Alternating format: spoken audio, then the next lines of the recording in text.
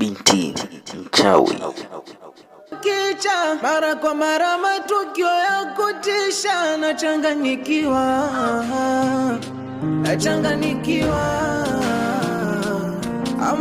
Kutana na wachawi ambao wanampa nguvu Sonia. Uchawi wote wa Sonia unatoka kwa huyu binti unayemwona hapo katika video hii. Huyu ndiye Kigongo akishirikiana na kijana huyu hapo unayemwona katika video hii akitembea. Nadhani wakati huo walikuwa akielekea sasa kwa binti huyo. Uchawi ambao anatumia Sonia unapata nguvu kutoka kwa hawa ndio chaji ya uchawi wa Sonia ambao unaenda kumtesa Kalobo pamoja na Mdoli ili wamsumbue na kuondoka katika nyumba ya baba Karobo. Sasa endelea kufuatilia ujue chanzo cha uchawi wote, vituko vyote ambavyo Sonia anavitenda vinatoka kwa huyu binti. Sasa hawa ndio vigogo wa kijiji ambao uchawi wao umeenda kutesa mjini kwa baba Karobo na Mdoli. Ndio kwa karibu nasi, ndio kutazama hapo, lakini sasa kusubscribe, lakini comment hapo chini.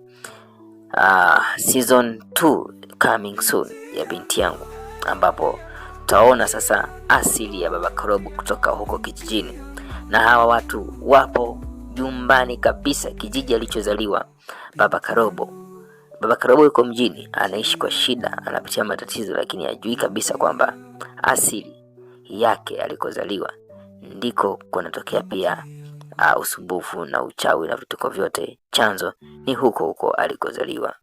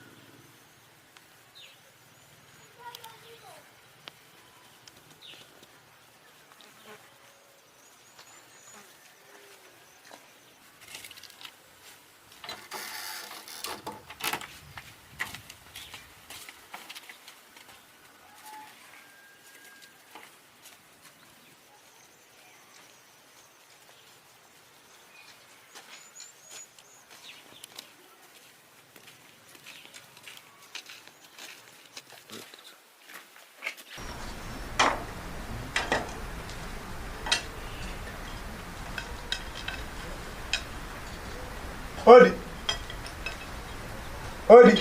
Karibu.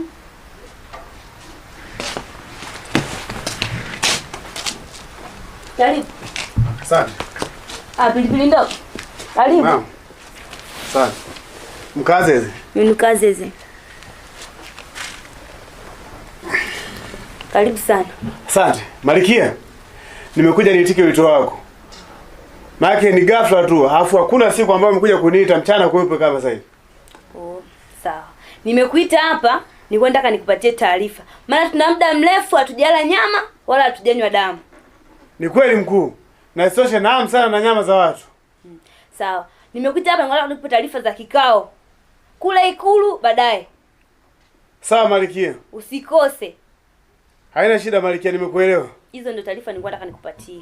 Sawa, nashukuru kwa taarifa nzuri Malikia. Sawa. Mimi naenda Malikia. Sawa, wewe na safari njema. Asante Malikia wangu.